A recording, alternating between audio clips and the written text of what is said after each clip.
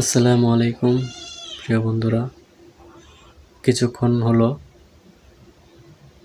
ওসমান হাদি ভাই আমাদের কাছ থেকে না ফেরার দেশে চলে গেছেন। ইন্না লিল্লাহি ওয়া ইন্না ইলাইহি রাজিউন। তো খুবই দুঃখজনক বিষয়, খুনিরা আমাদের সাথে থেকে আমাদের সাথে চলে আমাদের ভাইদেরকে হত্যা করে, এবং কি সবচেয়ে অবাক করার বিষয়, এই দেশ থেকে অন্য দেশে চলে যায় কিছুক্ষণের মধ্যেই খুন করে।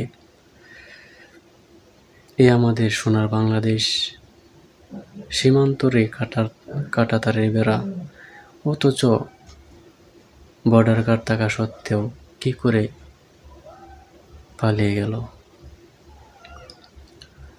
তো ওসমান হাদি ভাইকে আল্লাহ তাআলা জান্নাতবাসী করুক, দোয়া করি।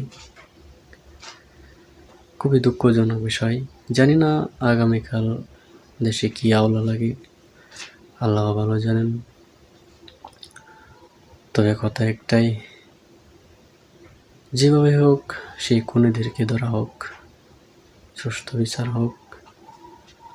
আর কিছু বলার মতো ভাষাও নেই, আমাদেরই নাকি স্বাধীন বাংলাদেশ।